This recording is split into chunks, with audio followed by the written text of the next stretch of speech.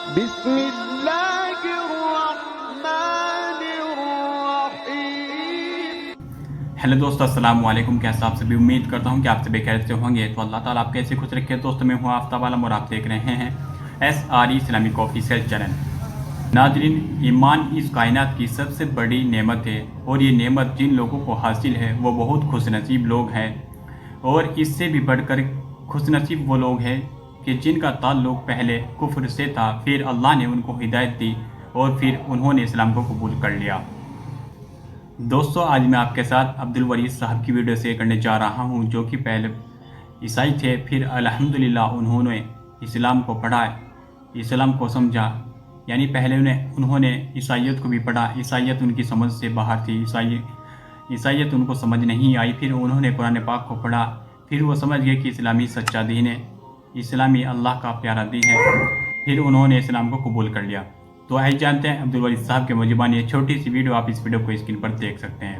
جناب عبدالوارث گل صاحب، عبدالوارث صاحب آپ کا بہت شکریہ، آپ ہمارے پروگرام میں تشریف لائے۔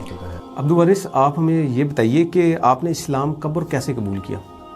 اللہ سبحانہ و تعالیٰ کی توفیق سے میں نے 2006 میں اسلام قبول کیا، اور ویسے تو میں ایک اچھا مسیحی بننا چاہ رہا تھا، لیکن اپنی تعلیمات، عقائد و نظریات کا جب مطالعہ کیا تو ایک اچھا عیسائی درکنار، بلکہ میں نے عیسائیت سے ہی جو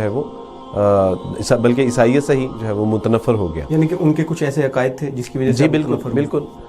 بائبل میں جس طرح کے تثلیث کا عقیدہ ہے، ابن اللہ کا عقیدہ ہے، اس کے بعد مسیح کے مصلوب ہونے کا عقیدہ ہے، موروثی گناہ کا عقیدہ ہے، تو یہ تمام وہ عقائد و نظریات تھے جنہوں نے جو ہے وہ عیسائیت سے بیزار کر دیا، اور یہی وجہ بنی کہ عیسائیت سے بیزار ہوا، اور اس کے بعد جو ہے وہ میں پھر عیسائیت پر صحیح طرح سے آ نہ سکا بعد میں۔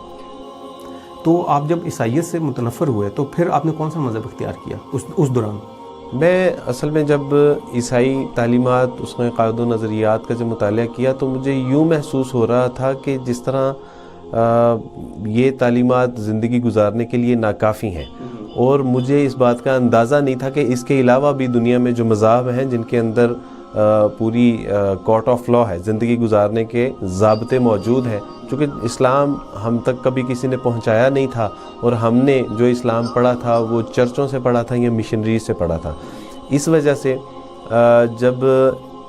اسلام کا مطالعہ کرنے سے پہلے جب اس بات کا احساس تھا کہ دنیا میں کوئی ایسا مذہب نہیں ہے جو انسان کو تمام زندگی کے گوشوں میں زندگی گزارنے کے اسباق اور اس میں جو ہے وہ ان کو طریقہ کار وضع کرتا ہو، تو اس لیے میں نے اپنے تئیں یہ سوچا کہ انسان اگر زندگی صداقت سے، امانت سے، دیانتداری سے گزارے، لوگوں کو تکلیف نہ پہنچائے، سچ بولے، معاملات میں درستگی لائے، تو یہ کافی ہے۔ یعنی کہ ضروری نہیں ہے کہ کسی مذہب کے مطابق زندگی بسر کی جائے، لیکن جب مذہب کی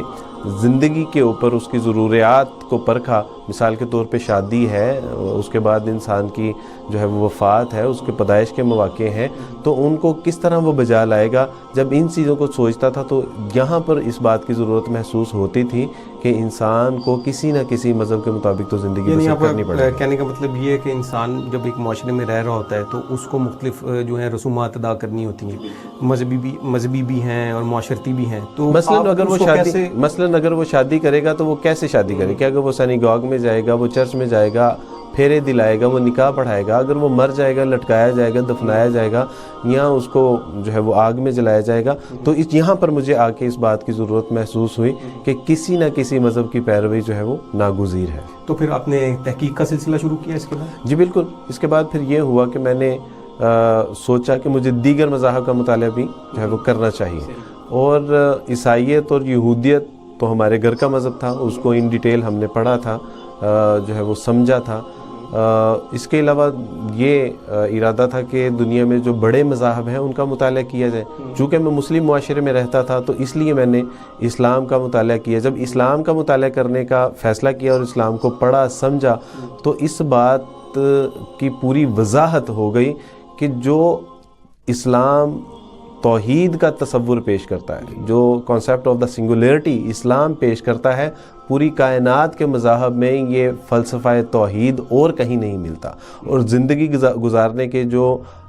ضابطے اسلام پیش کرتا ہے اور آخرت کی کامیابی اور کامرانی جو اسلام دیتا ہے اسلامی تعلیمات کے مطابق زندگی گزارنے کے بعد، اس کی اور کہیں مثال نہیں ملتی تھی۔ یہی وجہ تھی کہ اسلام نے جو ہے وہ اپنی پوری جامعیت کے ساتھ جو ہے وہ اللہ تعالیٰ کی توفیق سے جو ہے وہ متاثر کیا، اور میں نے اسلام قبول کر لیا۔ عبدالوارث یہ بتائیے کہ مسلم معاشرے نے آپ کے اسلام لانے میں کیا کردار ادا کیا؟ حسن بھائی، جیسا کہ ہم سب جانتے ہیں کہ اچھے برے لوگ ہر مذہب اور ہر معاشرے میں پائے جاتے ہیں، تو الحمدللہ میرے قبول اسلام میں بے شمار ایسے مسلمان دوست احباب تھے کہ جن کا کردار میرے لیے قابل ستائش تھا۔ تو یہ جو کہا جاتا ہے اکثر، جو غیر مسلموں کی طرف سے اعتراض بھی اٹھایا جاتا ہے کہ مسلمانوں کو دیکھیں، مسلم معاشرے کو دیکھیں تو ان میں بہت زیادہ برائیاں پائی جاتی ہیں مجموعی طور پہ، تو اس کو دیکھ کے کون اس مسلمان ہوگا؟ عام طور پہ یہ بھی ایک اشکال جو ہے یہ پیدا کیا جاتا ہے، یہ اعتراض اٹھایا جاتا ہے۔ دیکھیں، اگر آپ نے اسلام کو سمجھنا ہے تو اسلام کو سمجھنے کے لیے اس کی بنیادی کتابوں کا مطالعہ بہت ضروری ہے۔ اسلامی تعلیمات کو سمجھنے کے لیے اللہ اور اس کے رسول صلی اللہ علیہ وسلم کی جو بنیادی کتابیں ہیں، یعنی کہ قرآن ہے اور رسول اللہ صلی اللہ علیہ وسلم کی احادیث مبارک ہیں، اسلام کو سمجھنے کے لیے ہمیں اس کو پڑھنا پڑے گا۔ اگر ہم نے اسلامی معاشرہ دیکھنا ہے تو ہمیں اس کے اولین پیروکار کو دیکھنا پڑے گا کہ وہ لوگ کیسے تھے جنہوں نے اللہ اور اس کے رسول صلی اللہ علیہ وسلم کی تعلیمات کو پڑھا، سمجھا اور اس کے مطابق زندگی بسر کی۔ آج کے معاشرے کو اگر ہم اسلام کا معیار قائم کرنے کے لیے یہ غلطی کریں گے تو بالکل اسی طرح ہی ہے کہ جس طرح ایک اناڑی ڈرائیور ایک اچھی اور مہنگی گاڑی میں بیٹھے اور وہ کسی درخت میں اس کو لگا دے تو اس گاڑی کا قصور نہیں ہے، یہ اس اناڑی ڈرائیور کا قصور ہے۔ اسلام کا معاملہ بھی بالکل اسی طرح ہی ہے کہ اگر ہمیں اسلام اور اس کی تعلیمات کو سمجھنا ہے تو اس کی بنیادی کتابوں کو اور اولین جو لوگ تھے اس کے ماننے والے، اس کے پیروکار اسلام کے، ان کی زندگیوں کا سمجھنا بہت ضروری ہے، تب ہمیں جا کے اسلام احسن طریقے سے یعنی کہ اگر کوئی غیر مسلم اسلام کے اوپر تحقیق کرنا چاہتا ہے تو اس کو چاہیے کہ وہ سیرت کو پڑھے، ایسا ہی ہے، اور اس کو چاہیے کہ صحابہ کی سیرت کو پڑھے، حضور صلی اللہ علیہ وسلم کی سیرت کو پڑھے، قرآن کا مطالعہ کرے، جی بالکل، تو اس سے وہ بالکل ٹھیک نتیجے پہ پہنچے گا۔ جی انشاءاللہ۔ عبدالوارث یہ بتائیے کہ اگر میں آپ سے یہ سوال کروں کہ وہ کیا ایک کون سا ایسا پوائنٹ تھا جس کی وجہ سے آپ نے اسلام قبول کیا، یعنی وہ کیا ایسا پوائنٹ تھا جس نے آپ کو مجبور کر دیا کہ آپ اسلام قبول کر لیں؟ وہ بنیادی، جیسے کہ میں پہلے بات میں آپ کو بتا چکا ہوں کہ کسی بھی مذہب کا مطالعہ، اس کو سمجھنے کے لیے جو بنیادی چیز ہے وہ ان کی مرکزی جو ہے وہ کتابیں اور مرکزی جو تعلیم ہوتی ہے اس کا مطالعہ ناگزیر ہوتا ہے۔ اللہ سبحانہ و تعالیٰ کی توفیق سے قرآن نے جو فلسفہ توحید بیان کیا ہے، جو رسول اللہ صلی اللہ علیہ وسلم کی سیرت و کردار ہے، یہ میرے لیے وہ ایک فائنل ٹرننگ پوائنٹ تھی کہ جس کے بعد میرے پاس کوئی جواز نہیں تھا کہ میں اسلام قبول نہ کروں۔ اچھا، تو آپ ایسے لوگ جو کہ یا نو مسلمین ہیں یا وہ اسلام کی طرف مائل ہیں، کیا آپ ان کو سجیسٹ کرنا چاہیں گے وہ کون سی ایسی کتاب ہے جس کا وہ مطالعہ کریں، یا ان کو ضروری ہے کہ ان کے لیے وہ سیرت سے متعلق ایسی کتاب جو اس کا مطالعہ کریں؟ جی بالکل،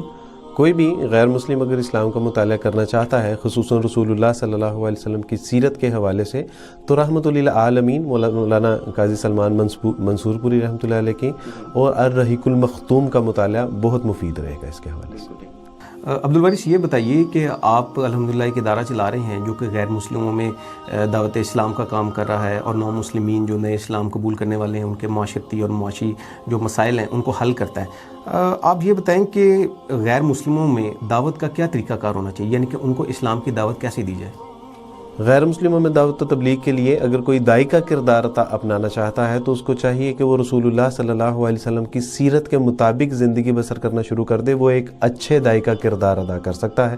اسی طرح حقوق العباد میں جو غیر مسلموں کے حقوق اسلام میں بیان کیے گئے ہیں، اگر ہم ان کے حقوق ادا کرنا شروع کر دیں تو یقیناً یہ ایک بہترین دعوت کا ذریعہ بن سکتے ہیں۔ عبدالوارث یہ بتائیں کہ آپ کے ادارے سے، جس کا نام حقوق الناس ویلفیئر فاؤنڈیشن ہے، اس کے تحت اب تک کتنے لوگ اسلام قبول کر چکے ہیں، اور آپ کا جو ادارہ ہے وہ ان کی معاشرتی اور معاشی جو ضروریات ہیں ان کو پوری کرنے کے لیے کیا کردار ادا کر رہا ہے؟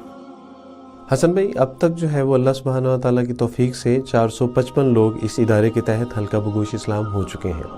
اور باقاعدہ ان کی تعلیم و تربیت، ان کے معاشرتی اور سماجی مسائل بھی جو ہے وہ ادارہ مقدور بر جو ہے وہ حل کرنے میں جو ہے وہ اپنی کوششیں بروئے کار لا رہا ہے۔ مزید اللہ سبحانہ و تعالیٰ کی توفیق سے جو لوگ اسلام قبول کر رہے ہیں ان کے لیے بھی اب ہم ایک اعلیٰ سطح پہ جو ہے وہ اس کا اقدام کر رہے ہیں، جس میں ہم ان کی رہائش، ان کی سکولنگ اور ان کے جو ہے وہ ایک ہیبیٹیٹ ڈیزائن کر رہے ہیں جہاں پہ ان کی تعلیم و تربیت اس انداز سے کی جائے گی کہ ان کا اٹھنا بیٹھنا کھانا پینا یہ ایک مستقل ان کے تعلیم کا ایک ذریعہ بن جائے۔ بالکل ٹھیک۔ آپ یہ بتائیں کہ ابھی جب آپ ان کی کفالت کر رہے ہیں نو مسلمین کی، تو اس میں آپ کو کیا ایسی مشکلات درپیش آتی ہیں خصوصاً قانونی طور پہ؟ قانونی طور پہ ہمارے معاشرے میں خصوصاً سرکاری سطح پہ ان کی ڈاکومنٹیشن کا ایک بہت بڑا ایشو ہے۔ نادرہ ہو گیا، ان کی اسناد میں نام کی تبدیلی کا مسئلہ ہو گیا، اور ان تمام چیزوں سے پہلے بھی اگر آپ یہ دیکھیں کہ ایک نیو مسلم جب اسلام قبول کرنے کے لیے جاتا ہے تو اس کے اوپر اتنی یعنی کہ شرائط لاگو کر دی جاتی ہیں کہ اس کو اسلام قبول کرنے کا سرٹیفکیٹ لینا بہرحال ایک کسی بھی مشکل سے وہ خالی نہیں ہوتا۔ تو بہرحال یہ وہ مسائل ہیں جس میں اسلام قبول کرنے کی سند کے حصول سے لے کے اپنی اسناد میں نام تبدیل کرانے تک اس کو حکومت پاکستان کو چاہیے کہ اس میں ان کو فیسیلیٹیٹ کرے، ان کے لیے سہولیات فراہم کرے، ان کے لیے ایک جو ہے وہ الگ سے ڈیسک قائم کر دیے جائیں، یا اگر کچھ بھی نہیں تو جو ان کے اوپر شرائط لاگو کی گئی ہیں کم سے کم اس میں ہی تھوڑی سی جو ہے وہ تخفیف پیدا کر دی جائے۔ بالکل ٹھیک۔ جو مسلم معاشرہ ہے ہمارا، وہ نو مسلمین کو وہ کس طرح سے قبول کرتا ہے، یعنی ان کا ریئیکشن کیا ہوتا ہے؟ الحمدللہ بڑے احسن طریقے سے ان کے ویلکم کا انداز بڑا خوبصورت اور احسن ہوتا ہے جب وہ اپنے یعنی کہ میں نے تو یہ دیکھا ہے اور اپنے دیگر نو مسلمین کے حوالے سے بھی اپنے مسلم معاشرے میں جو ایک کشادگی اور ان کی وسعت قلبی کا جو ایک اظہار کیا جاتا ہے وہ بہرحال وہ بڑا قابل ستائش ہے۔ الحمدللہ ہمارے معاشرے میں نو مسلمین کو بڑے اچھے انداز سے ویلکم کیا جاتا ہے۔ عبدالوارث، یہ جو کہا جاتا ہے کہ اسلام تلوار کے زور پر پھیلا ہے، یہ اکثر غیر مسلموں کی طرف سے یہ اعتراض اٹھایا جاتا ہے، اس کے بارے میں آپ کا کیا خیال ہے؟ بنیادی طور پر یہ وہ لوگ اعتراض کرتے ہیں جو اسلامی تعلیمات سے نا آشنا ہے۔ اسلام میں اللہ سبحانہ و تعالیٰ کے احکامات میں ایک حکم یہ بھی ہے لا اکراہ فی الدین، کہ دین میں کسی طرح کا جبر نہیں ہے۔ ایک بات، دوسری بات کہ یہ ایک پروپیگنڈا ہے جو اسلام دشمن عناصر کی طرف سے پھیلایا جاتا ہے۔ تیسری بنیادی اس میں بات آپ کے لیے گوشگزار کیے دیتا ہوں کہ آپ اگر دیکھیں یورپ میں جو اس وقت اسلام پھیل رہا ہے، یورپ میں اس وقت کون سی ایسی تلوار جو ہے وہ لٹکی ہے کہ جس کی بنا پر جو ہے وہ لوگ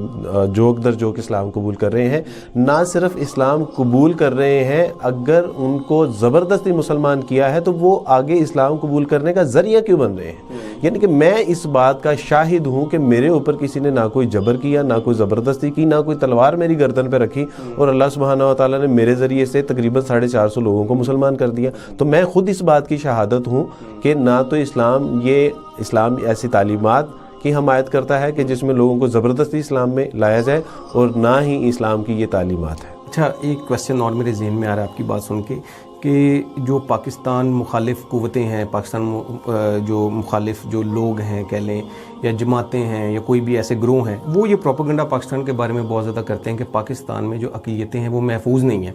تو آپ کا ایک بہت زیادہ عرصہ جو ہے وہ عیسائی مذہب میں گزرا اور آپ کی فیملی کا تعلق آبائی طور پہ عیسائیت سے تھا، تو آپ مجھے یہ بتائیں کہ واقعی اس میں کس حد تک حقیقت ہے کہ پاکستان جو ہے وہ کیا واقعی جو غیر مسلم ہیں ان کے لیے جو ہے وہ غیر محفوظ جگہ ہے؟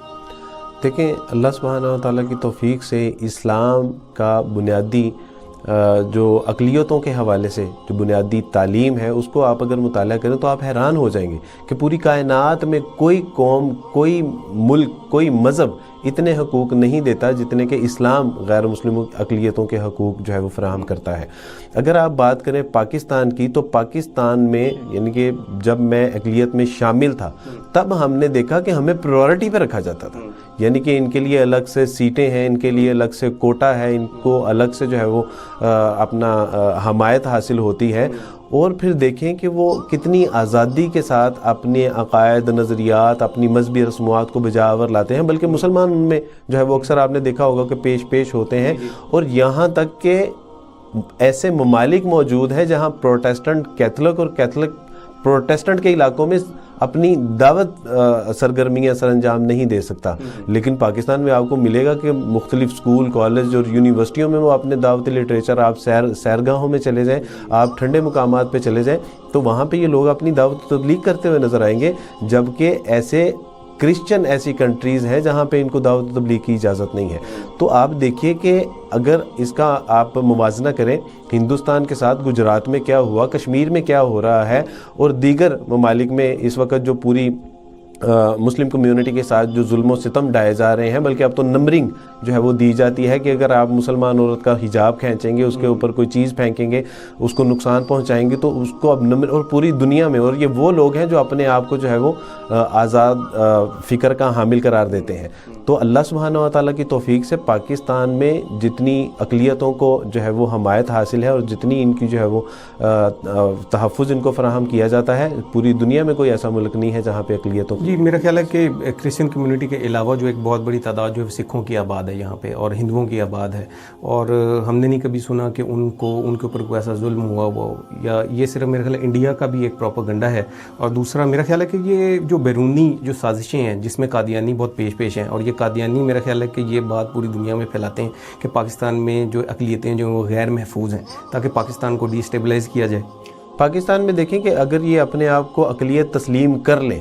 تب یہ اپنا سوال بھی کر سکتے ہیں. بنیادی طور پہ تو ان کو سوال کرنے کا حق ہی نہیں ہے، کیونکہ یہ اپنے آپ کو اقلیت مانتے ہی نہیں ہیں. انہوں نے تو اسٹیٹ میں ایک اسٹیٹ قائم کی ہوئی ہے، نہ یہ پاکستان کو مانتے ہیں، اس کے وجود کو مانتے ہیں، نہ یہ اس کے نظام اور اس کے قانون کو مانتے ہیں. ان کو تو سچی بات ہے کہ بنیادی طور پہ یہ سوال کرنے کا حق ہی ہے. صحیح بات ہے. اور میرا خیال بیرونی دنیا کے اندر جو ہے وہ پاکستان کو بدنام کرنے کا جو سبب بنتے ہیں وہ میرا خیال یہ قادیانی جماعت والے ہیں. جی اس میں کوئی شک نہیں.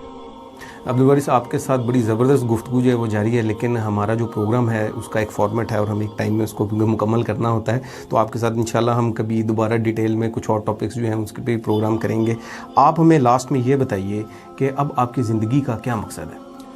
میری زندگی کا وہی مقصد ہے جو قرآن ایک مسلمان کی زندگی کا مقصد بیان کرتا ہے. میری زندگی کا مقصد یہی ہے کہ مجھے اب ایک اچھا مسلمان بننا ہے، جس سے میں اپنی دنیا اور آخرت سنوار سکوں. اور جو میرے اوپر ایک ذمہ داری ہے وہ یہ کہ اللہ اور اس کے رسول صلی اللہ علیہ وسلم کی تعلیمات کو ان لوگوں تک، ان ممالک، ان اقوام تک پہنچایا جائے جو ابھی تک اس سے محروم ہیں. تو اللہ سبحانہ و تعالیٰ سے دعا ہے کہ اللہ سبحانہ و تعالیٰ مجھے ایک اچھا مسلمان بنتے ہوئے اپنی جو ہے وہ سیرت و کردار کو سنوارتے ہوئے اس پیغام کو اپنے قول اور فعل کے ذریعے دوسروں تک پہنچانے کی توفیق عطا فرمائے. اور تمام امت مسلمہ سے بھی میری یہی اپیل ہے کہ ہمیں نہ صرف ایک اچھا مسلمان بننا ہے بلکہ اپنے سیرت و کردار سے جو اللہ اور اس کے رسول صلی اللہ علیہ وسلم کا دین جو ہمارے اوپر ایک ذمہ داری ہے اس کو تمام غیر مسلموں تک پہنچانا ہے. جس طرح کہ اقبال نے کہا کہ میری زندگی کا مقصد تیرے دین کی سرفرازی، میں اس لیے مسلمان، میں اس لیے نمازی. ناظرین، بطور حکومت ہمیں چاہیے کہ ہمارے نبی پاک صلی اللہ علیہ وسلم کی تعلیمات اور ان کی سنتوں پر عمل کرے. اور دوستو میری اللہ تعالیٰ سے دعا ہے کہ اللہ تعالیٰ عبدالولی صاحب کو دین اسلام پر ہمیشہ قائم رکھے، ان کے اسلام قبول کرنے کو قبول اور منظور فرمائے، ان کے بھی اور ہم سے بھی کے گناہوں کو معاف فرمائے. اور دوستو آپ اس ویڈیو کے بارے میں اپنی کیا رائے رکھتے ہیں تو پلیز کمنٹ کرو بتائیں. اگر آپ نے ابھی تک ہمارے چینل کو سبسکرائب نہیں کیا تو پلیز سبسکرائب کریں، بیل آئیکن بھی ضرور دبائیں تاکہ ہماری آنے والی ہر نئی ویڈیو کی نوٹیفکیشن آپ تک پہنچتی رہے. تو دوستو ملتے ہیں کسی نیکسٹ ویڈیو کے ساتھ، تب تک کے لیے السلام علیکم ورحمۃ اللہ وبرکاتہ. دعا کی گزارش.